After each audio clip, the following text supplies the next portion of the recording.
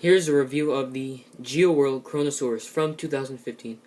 Most of you already saw this figure from my review back in February of the Animal Planet Dinosaur Collectibles, because this came in a set with like 5 other marine reptiles.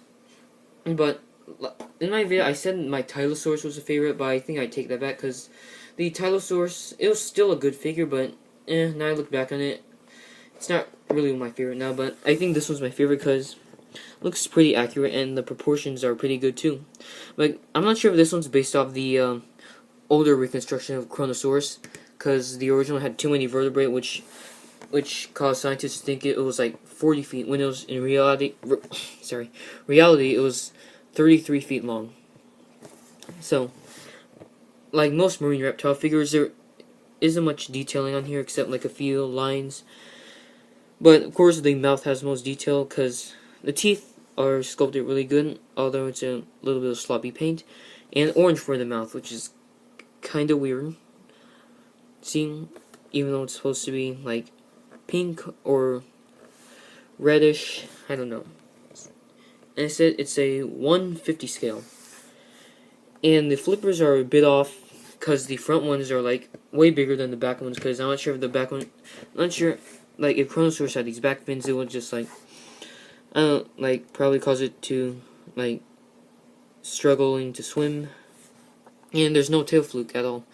Well, at least the new Kronosaurus from Collecta, it has a tail fluke, but I won't be getting that figure because I think it looks pretty ugly.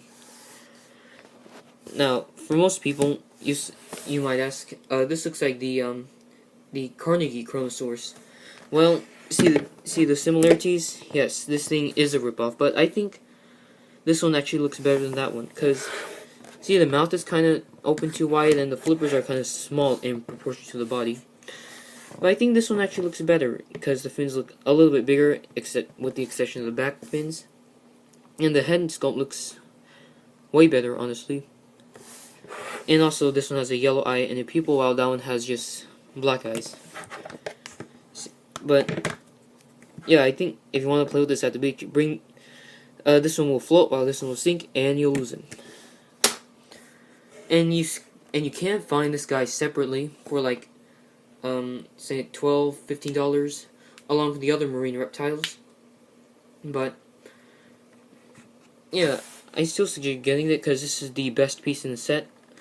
In my opinion, second being the Ichthyosaur, because it would have been my favorite, but looks a little bit too fat and a very boring color scheme. So, and actually, this would be a color scheme that most marine reptiles have, like dark on the top and light on the underbelly.